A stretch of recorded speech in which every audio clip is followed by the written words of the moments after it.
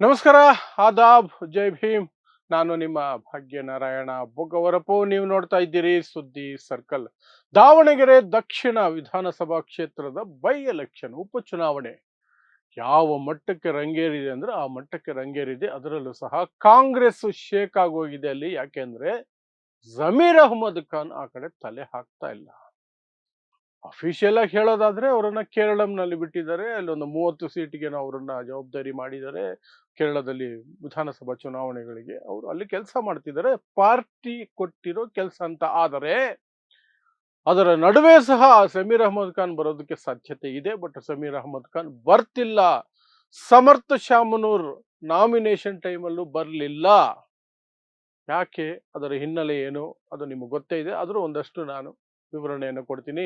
ಆದರೆ ಸಮೀರ್ ಅಹ್ಮದ್ ಖಾನ್ ಬಂದಿಲ್ಲ ಅಂದ್ರೆ ಯಾಕೆ ದಾವಣಗೆರೆಯಲ್ಲಿ, ದಾವಣಗೆರೆ ದಕ್ಷಿಣ ಕ್ಷೇತ್ರದಲ್ಲಿ ಕಾಂಗ್ರೆಸ್ ಶೇಕ್ ಆಗುತ್ತೆ, ಶೇಕ್ ಆಗ್ತಿದೆ.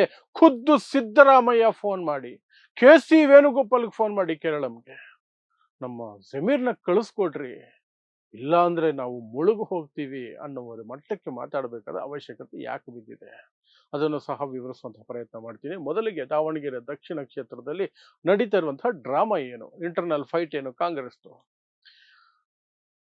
ದಕ್ಷಿಣ ಕ್ಷೇತ್ರ, ದಾವಣಗೆರೆ ದಕ್ಷಿಣ ಕ್ಷೇತ್ರ, ಶಾಮನೂರು ಶಿವಶಂಕರಪ್ಪನವರು ದಶಕಗಳಿಂದ ಪ್ರತಿನಿಧಿಸಿಕೊಂಡು ಬರ್ತಿರುವಂತಹ ಕ್ಷೇತ್ರ.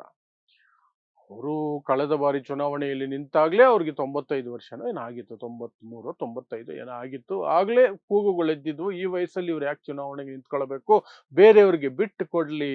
ಅದೂ ಅಲ್ಲದೆ ಆ ಕ್ಷೇತ್ರದಲ್ಲಿ ಅತಿ ಹೆಚ್ಚು ಮತದಾರರಿರೋದು ಮುಸ್ಲಿಂ ಮತದಾರರಾಗಿರೋದ್ರಿಂದ ಮುಸ್ಲಿಂ ಅಭ್ಯರ್ಥಿಗೆ ಬಿಟ್ಟು ಕೊಡಬೇಕು ಶಾಮನೂರು ಶಿವಶಂಕರಪ್ಪ ಅನ್ನುವಂಥದ್ದು ಬೇಡಿಕೆಯಾಗಿತ್ತು. ಆದರೂ ಸಹ ಶಾಮನೂರು ಶಿವಶಂಕರಪ್ಪ, ನಾನಿನ್ನೂ ಓಡಾಡ್ಕೊಂಡಿದ್ದೀನಿ, ವಯಸ್ಸು 90 ದಾಟಿದ್ರೆ ಏನಂತೆ, I am still fit and fine, ನಾನು ನಡೆದಾಡ್ತಿದ್ದೀನಿ, ಸೊ ನಾನೇ ನಿಂತ್ಕೊಳ್ತೀನಿ ಅಂತ ಅವರೇ ನಿಂತ್ಕೊಂಡ್ರು. ಬಟ್ ಹೇಳದಂತೆ ನನ್ನ ನಂತರ ಈ ಕ್ಷೇತ್ರವನ್ನ ಮುಸ್ಲಿಮರಿಗೆ ಬಿಟ್ಕೊಡ್ಬೇಕು ಅಂತ ಹೇಳ್ಕೊಂಡಿದ್ದಾರೆ ಅಂತ ಸಾಕಷ್ಟು ಜನ ಹೇಳ್ತಾರೆ. ಬಟ್ ಕಾಂಗ್ರೆಸ್ ಅವರದನ್ನು ಈಗ ನಿರಾಕರಿಸ್ತಾರೆ. ಬಟ್ ಹೇಳೋರು ಹೇಳ್ತಾರೆ, ಇರ್ಲಿ ಆ ಕಡೆಗೆ. ಶಾಮನೂರು ಶಿವಶಂಕರಪ್ಪನವರ ನಿಧನ ಆಯಿತು. ಆ ಕಾರಣಕ್ಕೆ ಈಗ ದಾವಣಗೆರೆ ದಕ್ಷಿಣ ಕ್ಷೇತ್ರಕ್ಕೆ ಉಪಚುನಾವಣೆ ಬಂದಿದೆ. ಉಪಚುನಾವಣೆ ಬಂದ ತಕ್ಷಣನೇ ಕಾಂಗ್ರೆಸ್ನಲ್ಲಿದ್ದಂತಹ ಏನು ಎಲ್ಲರದು ಒಂದು ಒಂದು ಪಡೆಯ ಏನಂದ್ರೆ, ಓಕೆ ಅವ್ರ ಫ್ಯಾಮಿಲಿಯಲ್ಲಿ ಒಬ್ರಿಗೆ ಟಿಕೆಟ್ ಕೊಟ್ಬಿಡೋದು. ಸಿಂಪಲ್ ಅಲ್ವಾ? ಯಾಕೆ ತಲೆ ಕೆಡ್ಸ್ಕೋಬೇಕು? ಯಾರಪ್ಪನ ಮನೆ ಆಸ್ತಿ, ಯಾರಿಗೊಬ್ರು ಕೊಟ್ಬಿಡೋದು. ಆಲ್ರೆಡಿ ಶಾಮನೂರು ಶಿವಶಂಕರಪ್ಪನವ್ರು MLA ಆಗಿದ್ರು, ಈಗ ಅವ್ರು ನಿಧನ ಆಗಿದ್ದಾರೆ. ಸೊ ಆ ಕ್ಷೇತ್ರ ಖಾಲಿ ಆಗಿರೋದು. ಶಾಮನೂರು ಶಿವಶಂಕರಪ್ಪನವರ ಮಗ SS ಮಲ್ಲಿಕಾರ್ಜುನ್ MLA ಪ್ಲಸ್ ಮಂತ್ರಿ. ಅವರ ಪತ್ನಿ SS ಮಲ್ಲಿಕಾರ್ಜುನ ಅವರ ಪತ್ನಿ ಪ್ರಭಾ ಮಲ್ಲಿಕಾರ್ಜುನ ಅವರು ದಾವಣಗೆರೆ ಕ್ಷೇತ್ರದಿಂದ ಲೋಕಸಭಾ ಸದಸ್ಯರು. ಆದರೂ ಸಹ ಅಲ್ಲಿ ಈಗ ಟಿಕೆಟ್ ಯಾರು ಕೊಡಬೇಕು ಅಂದ್ರೆ ನಮ್ಮ ಮನೆಗೆ ಕೊಡಬೇಕು, ನಮ್ಮ ಮಗನಿಗೆ ಕೊಡಬೇಕು, ಸಮರ್ಥ್ ಶಾಮನೂರಿಗೆ ಕೊಡಬೇಕು. ಸಣ್ಣ ವಯಸ್ಸಲ್ಲೇನ್ರಿ, ಬಿಡ್ರಿ ಬೇರೆಯವ್ರಿಗೆ. ಓ ನೋ, ಇದು ನಮ್ಮ ಆಸ್ತಿ, ಇದು ನಮ್ದಿದು, ದಾವಣಗೆರೆ ಅಂದ್ರೆ ನಮ್ದು, ನಮಗ್ ಬರ್ಕೊಟ್ಬಿಟ್ಟಿದ್ದಾರೆ, ನಿಮಗ್ ಗೊತ್ತಿಲ್ಲ ಅಷ್ಟೇ ಅಂತ ಹೇಳಿ SS ಮಲ್ಲಿಕಾರ್ಜುನ್ ಪಟ್ಟು ಹಿಡಿದ್ರು. ಪ್ರಭಾ ಮಲ್ಲಿಕಾರ್ಜುನ್ ತೆರೆಮರೆಯಲ್ಲಿ ಏನ್ ಮಾಡಿದ್ರು ಅದ್ರ ಬಗ್ಗೆ ಮಾಹಿತಿಗಳು ಹೆಚ್ಚಾಗಿಲ್ಲ. ಬಟ್ SS ಮಲ್ಲಿಕಾರ್ಜುನ್ ಓಪನ್ ಆಗಿ ರಿವೋಲ್ಟು, ಓಪನ್ ಆಗಿ ಸ್ಟೇಟ್ಮೆಂಟ್ ಎಲ್ಲ ಆಯ್ತು. ನನ್ನ ಮಗನಿಗೆ ಕೊಡ್ತಾರೆ, ಕೊಡಿಸ್ತೀನಿ, ಗೆಲ್ಲಿಸ್ಕೊಂಡು ಬರ್ತೀನಿ ಅಂತ ಆಗ್ಲಿಂದಲೂ ಮಾತು. ಇದರ ನಡುವೆ ಸಮೀರ್ ಅಹ್ಮದ್ ಖಾನ್ ಎಂಟ್ರಿ ಕೊಟ್ಟರು. ಅಲ್ಲಿ ಹೋದಾಗ ಮುಸ್ಲಿಮರು ಈ ಕ್ಷೇತ್ರವನ್ನು ಬಿಟ್ಕೊಡ್ಬೇಕು, ಯಾಕಂದ್ರೆ ಅತಿ ಹೆಚ್ಚು ಮತದಾರರು, ಸುಮಾರು 85,000 ಮತದಾರರಿದ್ದೀವಿ ನಾವಿಲ್ಲಿ 2 ಲಕ್ಷದಲ್ಲಿ. ನಮ್ಮದೇ ಹೈಯೆಸ್ಟ್ ಪಾಪ್ಯುಲೇಷನ್ ಇಲ್ಲಿರೋದು. ಇಲ್ಲಿಯವರೆಗೆ ಶಾಮನೂರ್ ಅವರ ಹಿರಿತನಕ್ಕೆ ಗೌರವ ಕೊಟ್ಟು ನಾವು ಈ ಕ್ಷೇತ್ರವನ್ನು ಅವ್ರಿಗೆ ಬಿಟ್ಕೊಡ್ತಾ ಇದ್ವಿ. ಈಗ ಅವರು ಹೋದ ನಂತರ ಅವರೇ ಹೇಳಿದ್ದಾರೆ, ನನ್ನ ನಂತರ ಇಲ್ಲಿ ಮುಸ್ಲಿಂ ಕ್ಯಾಂಡಿಡೇಟ್ ಅಂತ. ಆ ಕಾರಣಕ್ಕಾದರೂ ಅವರ ಮಾತಿಗೆ ಬೆಲೆ ಕೊಟ್ಟಾದರೂ ನಮಗೆ ಮುಸ್ಲಿಮರಿಗೆ ಬಿಟ್ಕೊಡಿ ಅಂತ ಒಂದು ಲಾಬಿ ಶುರು ಮಾಡಿದ್ರು. ಆ ಲಾಬಿ ಯಾವುದು ನಡೀಲಿಲ್ಲ. ಕೊನೆಗೆ ಸಮರ್ಥ್ಗೇನೆ ಟಿಕೆಟ್ ಆಯಿತು. ಅಂತಹ ಪರಿಸ್ಥಿತಿಯನ್ನ SS ಮಲ್ಲಿಕಾರ್ಜುನ್ ಮತ್ತು ಪ್ರಭಾ ಮಲ್ಲಿಕಾರ್ಜುನ್ ತಂದಿಟ್ರು. ಯಾಕೆಂದ್ರೆ B.Pharm ಕೊಡೋದಕ್ಕಿಂತ ಮೊದಲೇನೆ ಸಮರ್ಥ್ ಕೈಲಿ ನಾಮಿನೇಷನ್ ಹಾಕಿಸ್ಬಿಟ್ರು. ಆನಂತರ ವಾಪಸ್ ತೆಗ್ಸೋದು ಅಂದ್ರೆ ಆಗುತ್ತಾ? ಸಾಧ್ಯ ಆಗುತ್ತಾ? ಶಾಮನೂರು ಕುಟುಂಬಕ್ಕೆ ಅವಮಾನ ಅಂತ ಶುರು ಹಚ್ಕೊಂಡ್ಬಿಡ್ತಾರೆ. ಆದ್ರೆ ಇದರ ನಡುವೆ ಸಾದಿಕ್ ಪೈಲ್ವಾನ್ ಅನ್ನುವಂಥವ್ರು ಬಂಡಾಯ ಎದ್ದು ಕಾಂಗ್ರೆಸ್ನಿಂದ ಟಿಕೆಟ್ ಆಕಾಂಕ್ಷಿಯಾಗಿದ್ರು. ಅವರು ಸಹ ನಾಮಿನೇಷನ್ ಹಾಕಿದ್ರು. ಅವರು ಹೇಳಿದ್ರು, ನನಗೆ ಸಿಗುತ್ತೆ B.Pharm, ಡೋಂಟ್ ವರಿ ಅಂತ. ಎಲ್ಲ ಆಯ್ತು. ಕೊನೆಗೆ ಪೈಲ್ವಾನ್ ಅವರನ್ನ ಸಮಾಧಾನ ಮಾಡಿದ್ರು. ಏನೇನೋ ಹೇಳಿರ್ತಾರೆ, ನಿನ್ನನ್ನು ಅದು ಮಾಡ್ತೀವಿ, ಇದು ಮಾಡ್ತೀವಿ, ಇದು ಇದು ಇದು ಇದು ಅದ್ರ ಒಳಗಡೆ ಇರುತ್ತೆ. ನಮ್ಗೆ ಯಾವುದು ಓಪನ್ ಆಗಿ ಹೇಳ್ಕೊಳಕ್ಕಾಗಲ್ಲ. ಯಾಕೆಂದ್ರೆ ಅದಕ್ಕೆ ಸಾಕ್ಷಿ ಇರಲ್ವಲ್ಲ. ಏನ್ ಸುಮ್ನೆ ನಾಮಿನೇಷನ್ ಏನು ವಾಪಸ್ ತಗೊಳ್ಳಲ್ಲ, ಅಥವಾ ಸ್ಪರ್ಧೆಯಲ್ಲಿ ಇದ್ರೂನು ನನಗೆ ವೋಟ್ ಹಾಕ್ಬಿಡಿ, ಇವ್ರಿಗೆ ವೋಟ್ ಹಾಕಿ ಬೈ ಮಿಸ್ಟೇಕ್ ನಾನು ನಾಮಿನೇಷನ್ ಹಾಕ್ಬಿಟ್ಟಿದ್ದೀನಿ, ನಾನು ಈಗ ಪಕ್ಷಕ್ಕಾಗಿ ದುಡಿತೀನಿ, ಸಮರ್ಥಕ್ಕಾಗಿ ದುಡಿತೀನಿ ಅಂತ ಪೈಲ್ವಾನ್ ಸಾಹೇಬರು ಹೇಳ್ಕೊಂಡು ಓಡಾಡ್ತಾರೆ. ಸಾದಿಕ್ ಪೈಲ್ವಾನ್ ಅದ್ರ ಬಗ್ಗೆ ನಿನ್ನೆ ವಿಡಿಯೋ ಮಾಡಿದ್ದೆ, ನೀವು ನೋಡಬಹುದು ಅದನ್ನ. ಸೊ ಈಗ ಬಂದಿರುವಂತಹ ಇಕ್ಕಟ್ಟೇನಂದ್ರೆ ಜಮೀರ್ ಅಹಮದ್ ಖಾನ್. ಜಮೀರ್ ಅಹಮದ್ ಖಾನ್ ಯಾವಾಗ ಅಲ್ಲಿಗೆ ಹೋಗಿ ಇದು ಮುಸ್ಲಿಮರ ಕ್ಷೇತ್ರ, ಇಲ್ಲಿ ಪಾಪ್ಯುಲೇಷನ್ ಇರೋದೇ ಮುಸ್ಲಿಮರಿಗೆ ಟಿಕೆಟ್ ಕೊಡಿ ಅಂದಾಗ ಸಾಕಷ್ಟು ದೊಡ್ಡ ಚರ್ಚೆ ಆಗೋಯ್ತು. ಇಡೀ ರಾಜ್ಯದಲ್ಲಿ ಚರ್ಚೆ ಆಗೋಕ್ ಶುರುವಾಯ್ತದು, ರಾಷ್ಟ್ರ ಮಟ್ಟದಲ್ಲೇ ಚರ್ಚೆ ಆಗೋಕ್ ಶುರುವಾಗೋಯ್ತು. ಈ ರೀತಿ ಕಾಂಗ್ರೆಸ್ನಲ್ಲಿ ದಾವಣಗೆರೆ ಟಿಕೆಟ್ಗೆ ಫೈಟ್ ನಡೀತಾ ಇದೆ ಅಂತ. ಅದಕ್ಕೆ ಪೂರಕವಾಗಿ ಎಸ್ ಮಲ್ಲಿಕಾರ್ಜುನ್, ನಾನು ಹೇಳದ್ನಲ್ಲ, ಇದು ನಮ್ಮದು, ನಮ್ಮ ಆಸ್ತಿ ದಾವಣಗೆರೆ ಅನ್ನೋ ರೀತಿಯಲ್ಲಿ ಜಮೀರ್ ಅಹಮದ್ ಇಲ್ಲಿಗೆ ಬಂದು ಅದನ್ನೆಲ್ಲ ಮಾತಾಡಕ್ಕೆ ಅಂತೆಲ್ಲ ಮಾತಾಡಿ ಅದು ಇನ್ನೂ ದೊಡ್ಡ ಮಟ್ಟದ ಸುದ್ದಿ ಆಗೋಯ್ತು. ಅಲ್ಲಿಗೆ ಜಮೀರ್ ಅಹಮದ್ ಖಾನ್ಗೆ ಅದು ಪ್ರತಿಷ್ಠೆ ಕೆಲಸ ಆಗೋಯ್ತು. ಅದರ ನಡುವೆ ಜಮೀರ್ ಅಹಮದ್ ಖಾನ್ ಸಿದ್ದರಾಮಯ್ಯನವರ ಆಪ್ತ, ಅವರ ಟೀಮ್, ಅವರ ಪಟಾಲಂ. ಸೊ ಇದು D K Shivakumar team versus Siddaramaiah team ಆಗಿಯೂ ಸಹ ಆಗೋಯ್ತದು.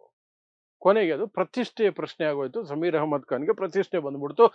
ಬೇಕು ಅಂದ್ರೆ ಬೇಕು, ಮುಸ್ಲಿಮರಿಗೆ ಬೇಕಿದನ್ನ ಈ ಸೀಟು ಅಂತ ಪಟ್ಟು ಹಿಡಿದು ಕೂತ್ಕೊಂಡ್ರು ಸಹ ಆಗ್ಲಿಲ್ಲ. ಸುರ್ಜೇವಾಲಾ ಬಂದು ಇಲ್ಲಿ ಸಂಧಾನ ಸಭೆಗಳು ಮತ್ತೆ ಟಿಕೆಟ್ ಯಾರು ಕೊಡಬೇಕು ಅನ್ನೋ ಚರ್ಚೆಗಳ ನಡುವೆ ಇದ್ದಾಗ ಜಮೀರ್ ಅಹಮದ್ ಖಾನ್ ಇದನ್ನ ಮುಸ್ಲಿಮರಿಗೆ ಕೊಟ್ಟಿಲ್ಲ ಅಂದ್ರೆ ನಾನು ಸಚಿವ ಸ್ಥಾನಕ್ಕೆ ರಾಜೀನಾಮೆ ಕೊಟ್ಬಿಡ್ತೀನಿ ಅಂತ ಹೇಳಿದ್ರು.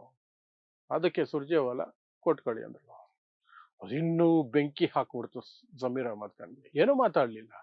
ವಾಪಸ್ ಬಂದ ಮೇಲೆ ಆ ಕಡೆ ತಲೆ ಹಾಕಿಲ್ಲ. ಸಮರ್ಥ ನಾಮಿನೇಷನ್ಗೂ ಹೋಗಿಲ್ಲ. ಈಗ ಪ್ರಚಾರಗಳು ನಡೀತಾ ಇದೆ, ಅದಕ್ಕೂ ಹೋಗಿಲ್ಲ. ಸ್ಟಾರ್ ಪ್ರಚಾರಕರ ಪಟ್ಟಿಯಲ್ಲಿ ಜಮೀರ್ ಅಹಮದ್ ಖಾನ್ ಹೆಸರಿದೆ, ಅದಕ್ಕೂ ಹೋಗ್ತಾ ಇಲ್ಲ. ನಾಳೆ 29ನೇ ತಾರೀಕಿನಿಂದ ಒಂದು 3-4 ದಿನ ಆದರೂ ಬರಲೇಬೇಕು ಜಮೀರ್ ಅಹಮದ್ ಖಾನ್ ಅಂತ ಸಿದ್ದರಾಮಯ್ಯ ಪಟ್ಟು ಹಿಡಿದು ಕೂತಿದ್ದಾರೆ. ಯಾಕೆಂದ್ರೆ ಸಿದ್ದರಾಮಯ್ಯಗೆ ಗೊತ್ತು, ಈ ಪೈಲ್ವಾನ್ ಸಾಹೇಬರು ಸಾದಿಕ್ ಪೈಲ್ವಾನ್ರನ್ನೇ ಹೇಗೋ ಮನವೊಲಿಸಿದ್ರು ಸಿದ್ದರಾಮಯ್ಯನವರೇ ಮನವೊಲಿಸಿದ್ದು, ಬೇರೆ ಯಾರೋ ಟ್ರೈ ಮಾಡಿದ್ರು ಆಗ್ಲಿಲ್ಲ. ಸಿದ್ದರಾಮಯ್ಯನ ಭೇಟಿ ಆದ ತಕ್ಷಣ ಪೈಲ್ವಾನ್ ಸಾಹೇಬರು ಒಪ್ಕೊಂಡ್ಬಿಟ್ರು. ಆದರೆ ಮತದಾರರು, ಯಾಕೆಂದ್ರೆ ಅದ್ರ ಬಗ್ಗೆ ಸಾಕಷ್ಟು ಚರ್ಚೆ ನಡೆದೋಯ್ತು. ಜಮೀರ್ ಅಹಮದ್ ಖಾನ್ ಅಲ್ಲಿ ಹೋಗಿ ಪಟ್ಟು ಹಿಡಿದು ಕೂತ ಸಂದರ್ಭದಿಂದ ಹಿಡಿದು ಟಿಕೆಟ್ ಘೋಷಣೆ ಆಗುವುದರ ನಡುವೆ ಸಾಕಷ್ಟು ಚರ್ಚೆ ನಡೆದೋಯ್ತು. ಮುಸ್ಲಿಂ ಕಮ್ಯುನಿಟಿಯಲ್ಲಿ ಒಂದು ಜಾಗೃತಿ ಮೂಡಿಬಿಡ್ತು, ಒಂದಷ್ಟು ಪ್ರಶ್ನೆಗಳೆದ್ವು. ಸಾಕಷ್ಟು ಜನ ಮುಸ್ಲಿಮರು ಓಪನ್ ಆಗಿ ಪ್ರಶ್ನೆ ಮಾಡಕ್ ಶುರು ಮಾಡಿದ್ರು. ಕಾಂಗ್ರೆಸ್ಸಿನಲ್ಲಿರುವ ಮುಸ್ಲಿಮರೇ ಪ್ರಶ್ನೆ ಮಾಡೋದಕ್ಕೆ ಶುರು ಮಾಡಿದ್ರು. ಇಷ್ಟು ದೊಡ್ಡ ಪಾಪ್ಯುಲೇಷನ್ ಇದ್ದು, ಇಷ್ಟು ದೊಡ್ಡ ಜನ ಇದ್ರು ಸಹ ಯಾಕೆ ನಮಗೆ ಸೀಟ್ ಕೊಡೋದಿಲ್ಲ, ಯಾಕೆ ನಮಗೆ ಟಿಕೆಟ್ ಕೊಡೋದಿಲ್ಲ ಅನ್ನುವಂತಹ ಚರ್ಚೆಗಳು ಜೋರಾಗಿ ಆಗೋಯ್ತು.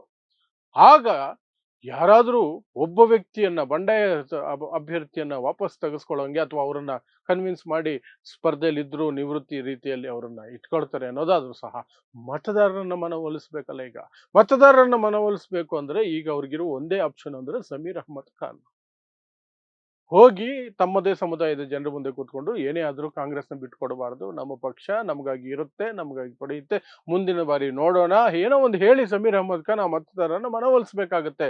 ಸುಮಾರು ಜನ ಮತದಾರರಿಗೆ ರಿವೋಲ್ಟ್ ಆಗಿ ಕೂತಿದಾರಲ್ಲಿ. ಅವ್ರಿಗೆ ಆಪ್ಷನ್ ಇಲ್ಲದೇ ಇರಬಹುದು ಕಾಂಗ್ರೆಸ್ ಬಿಟ್ರೆ ಬಿಜೆಪಿ ಗೆಲ್ಲುತ್ತೆ. ಆದ್ರೆ ಕೆಲವರು ಹೇಳ್ತಿರೋದು ಬಿಜೆಪಿ ಗೆದ್ರೆ ಗೆಲ್ರಿ ಬಿಡ್ರಿ, ಕಾಂಗ್ರೆಸ್ಗೆ ಬುದ್ಧಿ ಬರುತ್ತೆ ಅಂತ ಕೆಲವರು. ಕಾಂಗ್ರೆಸ್ಗೆ ಬುದ್ಧಿ ಬರುತ್ತೆ, ಗೆಲ್ಲಿ ಬಿಡಿ ಬಿಜೆಪಿ ಅಂತ ಕೆಲವರು.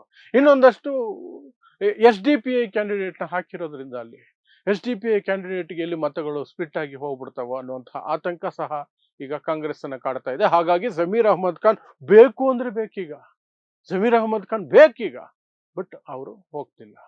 ಕೇರಳಂನಲ್ಲಿ ಕೂತಿದ್ದಾರೆ. ಕೇಳಿದ್ರೆ ನನಗೆ ಕಾಂಗ್ರೆಸ್ ಪಕ್ಷ ಕೊಟ್ಟಿರೋ ಜವಾಬ್ದಾರಿ ಕೇರಳಂನ ವಿಧಾನಸಭಾ ಚುನಾವಣೆಗಳಿದ್ದಾವೆ, ನಾನು ಅಲ್ಲಿದ್ದೀನಿ, 30 ಸೀಟ್ಗೆ ಜವಾಬ್ದಾರಿ ನನಗೆ ಕೊಟ್ಟಿದ್ದಾರೆ, ಅದನ್ನ ನೋಡ್ಕೊಳ್ತಿದ್ದೀನಿ, ನಾನು ಪ್ರಚಾರ ಮಾಡ್ಕೊಂಡು ಬಿಸಿ ಇದ್ದೀನಿ ನಾನು ಅಂತ ಅವ್ರು ಹೇಳ್ಕೊಳ್ತಾರೆ. ಹಾಗಾಗಿ ಇವತ್ತು ಸಿದ್ದರಾಮಯ್ಯ